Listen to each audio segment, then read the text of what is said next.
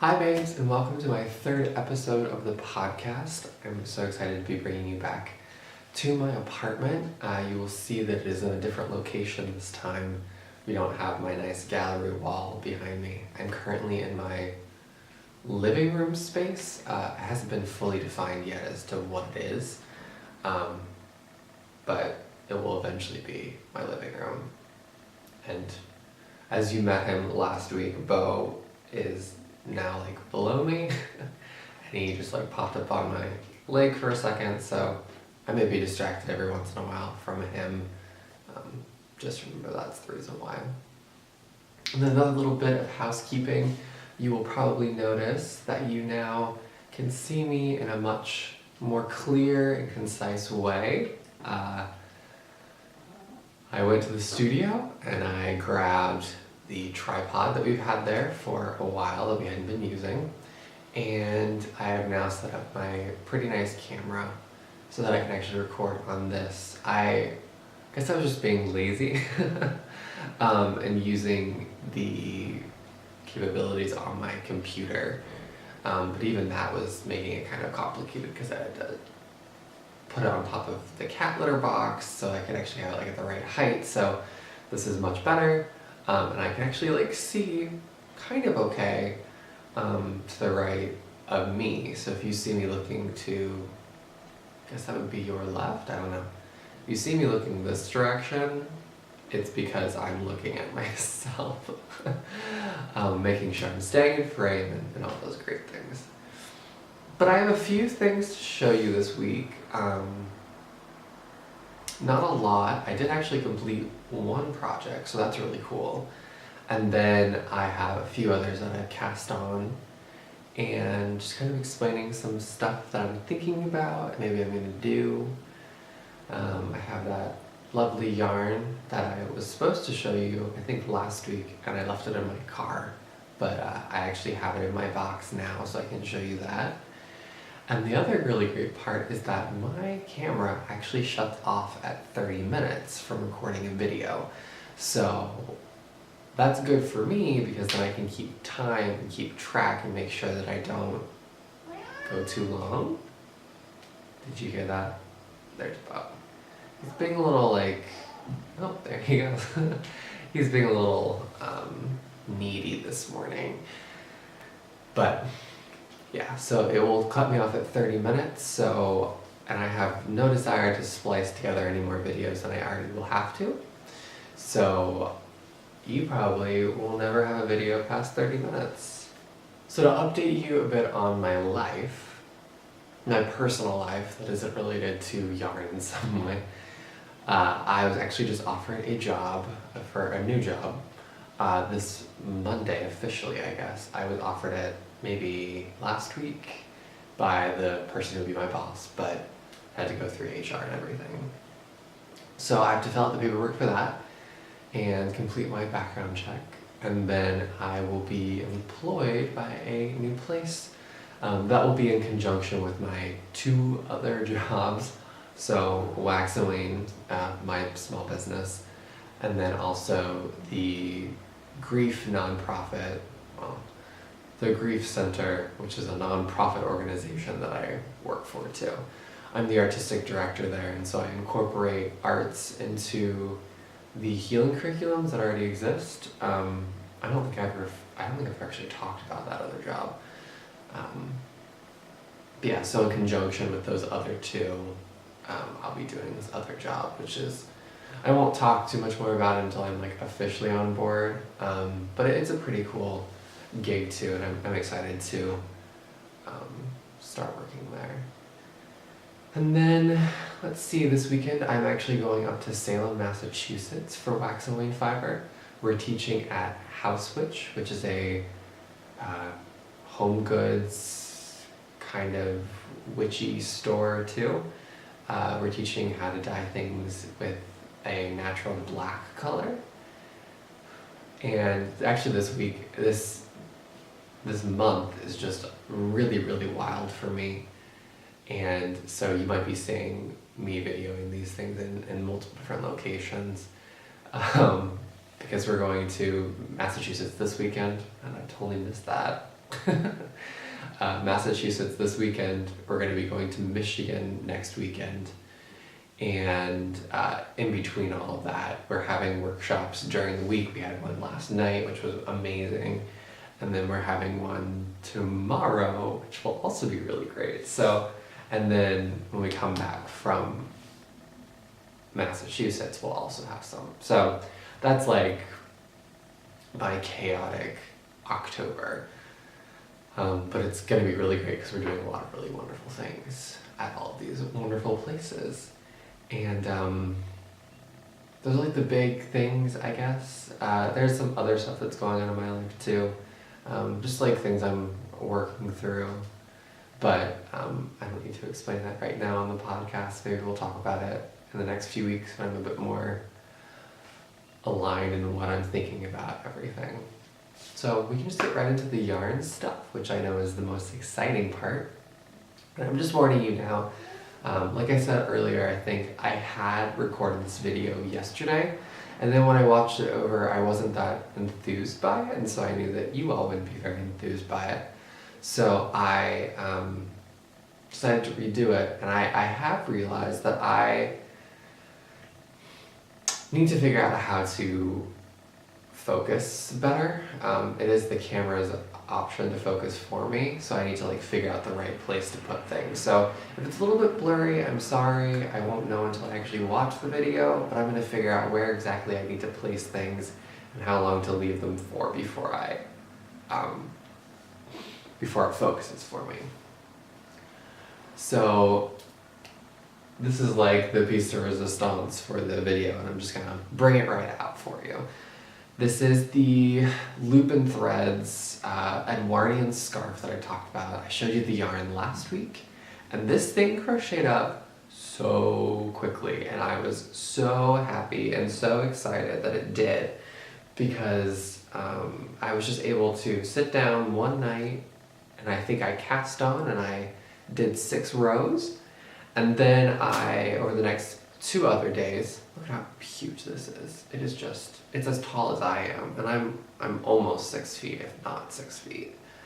But yeah, this is, I was able to do over the next 2 days the rest of the rows. It was like the 6 was almost halfway there, and then just 2 more days after that to get the rest of it. And then I did this color change, which in his original pattern, it's just all one color. Because I feel like I feel like if I were to have any hashtags, they would be this. The first one, which I noticed by watching my last video, is when I was at Joann's, while I was at Joann's. I feel like I am always at Joann's, and I'm always getting something weird. And then my other one is, well, I didn't follow the pattern. I feel like I am, it's not in a bad way, it's just that I usually follow patterns for construction information and how many rows I have to cast on and when I have to knit, when I have to purl. But then I usually take my own liberties and construct the colors inside of it. And I think that's just something about my artistry. Being trained, I kind of don't want to do what's been given to me. I kind of want to make it my own, and so I will shift it and change it to make it fit my needs. And I think that's a really great quality that I have. But yeah, I'm super excited about finishing this up. I have to weave in the edges. And so this is the time that I have to figure out. I'm actually gonna get close for this, so I can actually see. All right. I think that's focusing now.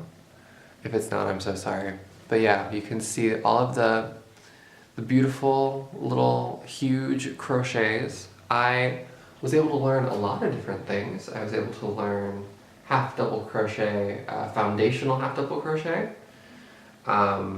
So that was really cool. I always love it when I learn something new inside of a pattern, because then I can use it for my future endeavors. Bo has been loving this. I've just been laying it about, and he'll just get on it and he'll just start kneading. And now that he's down here, he is playing with the strings that are down there. So I learned the foundational foundational double crochet. I said half double crochet, I didn't mean that. And I just learned a little bit more about construction with this too. Nathan from Loop and Threads, thank you once again for making this pattern. It was super simple, it was super easy to follow. I think in reality it was one page of actual information or the actual pattern, and then the rest of it was, you know, the beautiful photos and like getting you excited and ready to do the pattern. It was with a huge, whatever those big plastic blue, I think it's a Q crochet hook, and then super bulky yarn. And I actually did run out of yarn at the very end, and that is only because I was color changing so much, and all those little tails at the ends just caused me to not have the right amount of yarn.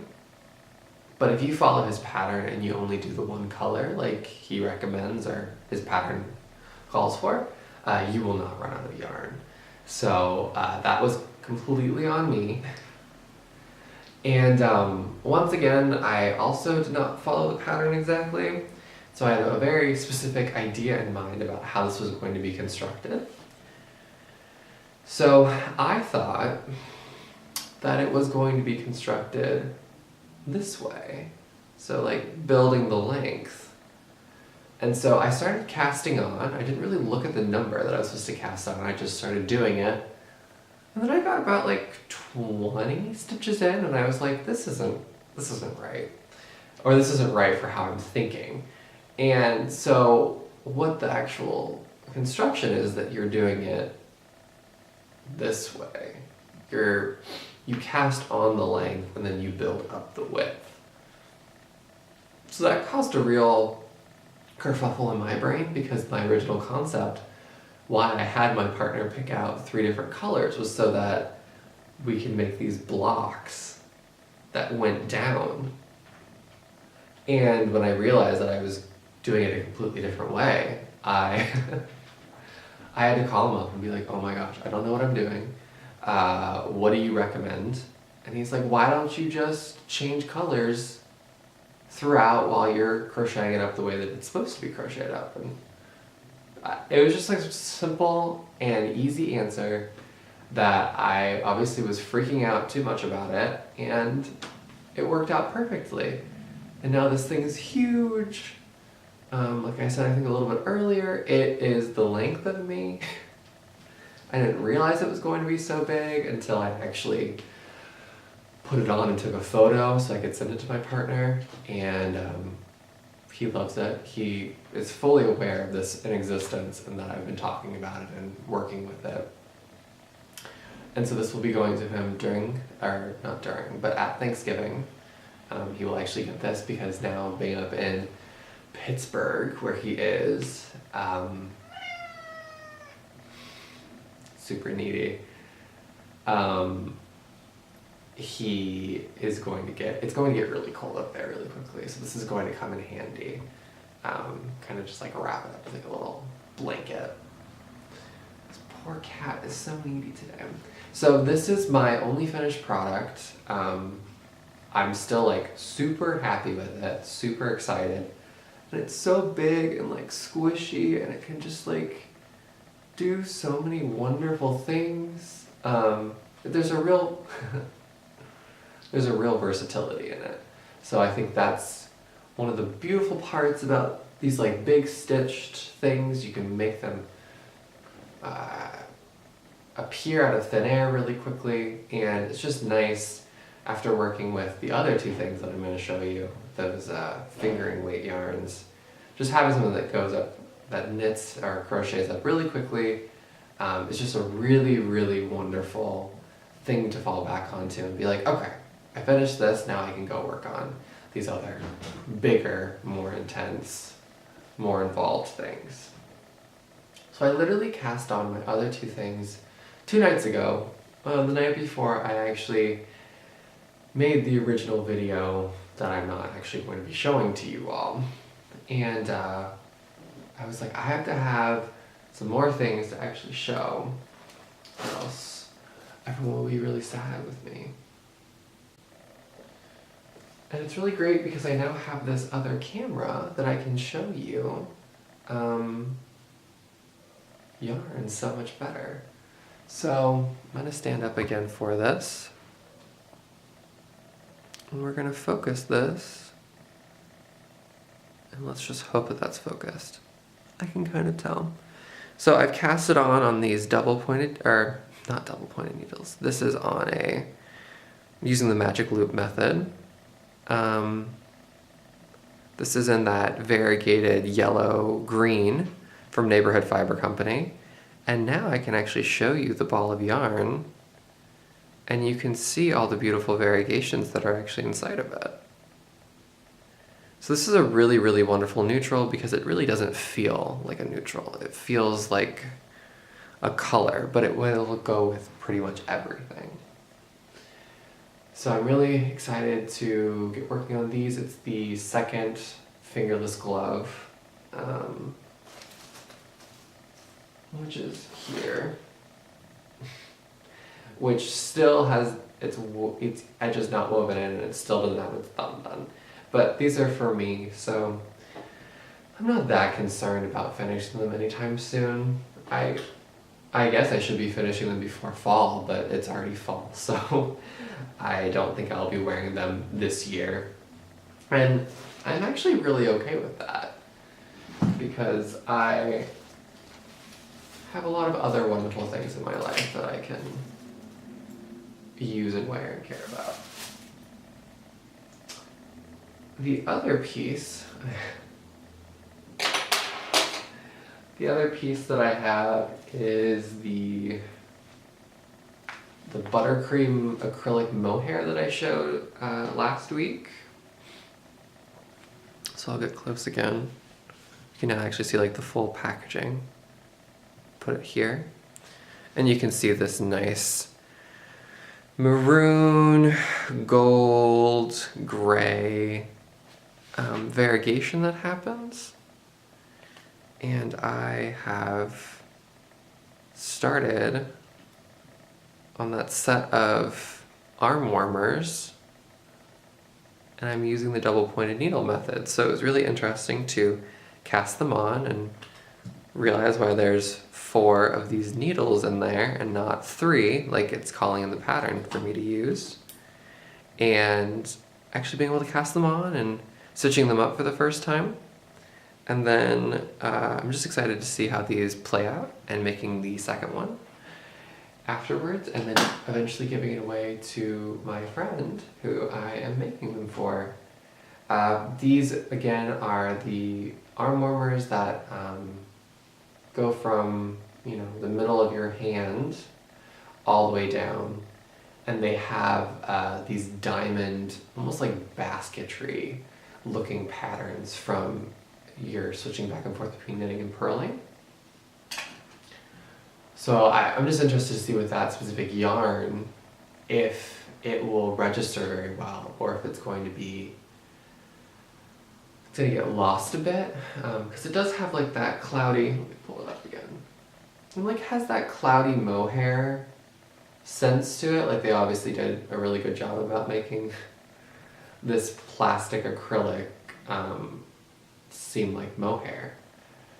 But I'm interested to see if the stitch definition will get lost or if it'll be maintained, and I won't know that until I get about probably, I was gonna say 6, maybe like 12 rows in. So that might be something that you get to see again next week. This might also be the breaking point of whether or not I'm going to be doing videos every week or not. October might be a little too complicated for me to do that, so you might be getting a video in 2 weeks.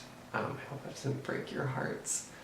I will be sad to not be making a video if I decide to do that every week, but I also don't want to just be like scrambling something together and then everyone's like, oh, well, I'm never going to watch this again. So the final piece that I guess I have to show you is the yarn that I think I mentioned it last week when I was talking about all of my yarns. but I did not actually have it. I left it in my car because I got it while I was in Pittsburgh. Went to the local yarn store, and I just like fell in love with this when I saw it on the shelf. So I'm gonna get close again. Oops.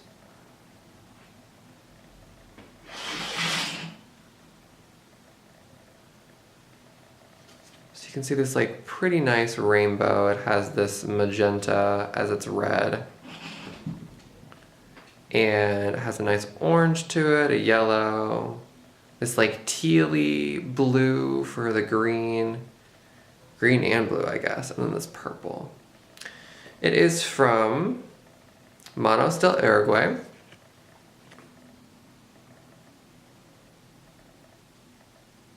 It will eventually focus, I swear. If it's not focused, I'm so sorry. But it is a brand that works with women in the countryside, and it builds, it's a cooperative based business. And so this is all spun and dyed by these women, or at least it's dyed, I don't know if it's spun by them. But this is nylon and superwash merino. Oh, it's polyamide. So I don't know if that's nylon or if that's something else entirely. But this has a nice little stretch to it. And I was really thankful that the yarn store person, the yarn store owner or shop worker, actually told me not to wind this up into a ball until I was ready to use it because of the polyamide. No one had really explained that to me before, that this, a lot like sock yarn, you don't want it to be in the ball because it will stretch too much, it'll lose its tension. So I was really glad that they told me that. And I was really excited that I actually found this, because I had another skein that was a little bit less interesting. And then I saw this one in the back corner. It was like in the shadows, but it was still radiating this brightness because it's this, it's this. So I obviously picked it up and I was like, I don't know what I want to do with this, but I really want this. My real goal is to grab a skein of yarn from, do this big travel over maybe the East Coast and grab a skein of yarn from every place that I go, and then knit or crochet that up into a shawl, like a traveling shawl or a traveling blanket shawl or something. And I think that's very possible for me to do. I just need to actually go on the travel first. But that's possible, very, very possible to do.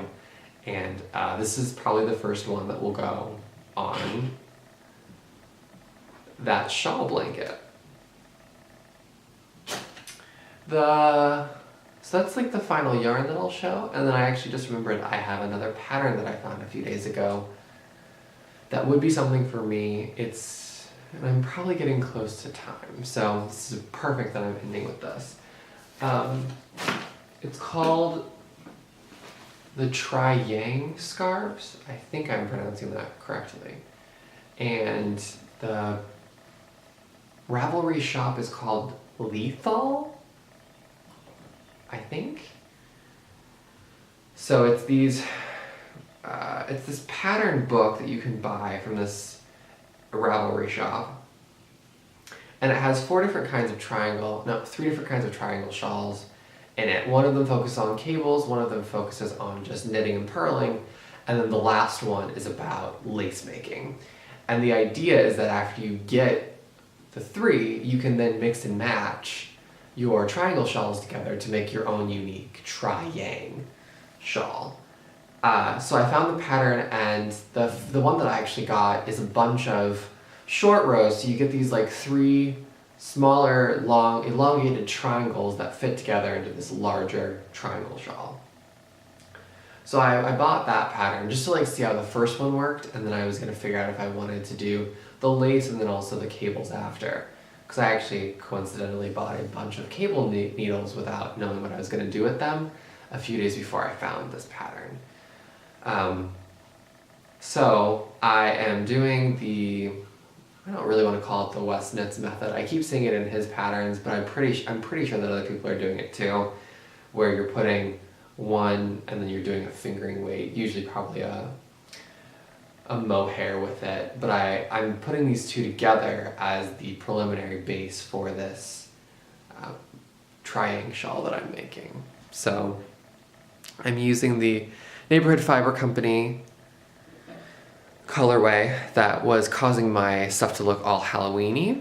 And then this one, which I think I showed, it is the piece that I actually dyed myself at Cephalod Pod Yarns, which is no longer in business here in Baltimore. And let's see if this will... So that's them together, like as their each little strings. So I'm interested to see how this knits up together. I think they're both really bright and fun, and that's, I think, what I was really drawn to about the Triyang shawl scarves, is that the ones that she shows, or that they show on their pattern, is really bright and really happy and really colorful. So I wanted to imitate that and mimic that in this piece, and I think it'll be this. And then I think I'm going to use that stuff while I was hashtag while I was at Joann's. I got this, and I think this will be the next thing on top of it, because it's so orange leading that I think it'll really fit well with the orange that's in there. And then it kind of has that like tealy color too. Oh, you can't even see that. Like this tealy color up here. It's almost like if this was over dyed on this, that's like the color that you would have gotten from that skein. So that's my final thing to show. I don't know when I'll actually start working on this. It was really fun to kind of cast on, and then I pulled it out because I was really late at night and I didn't know what I was actually getting myself into. So this will be a project that I'll do for myself, or maybe I'll knit it for someone else, I don't know.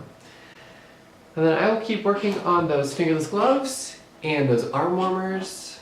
And I'm sorry if you've been hearing this scratching. I've left the lens cap on the ground and Bo has been knocking it around the whole time. So, and this camera I know picks up every sound, but it's fine.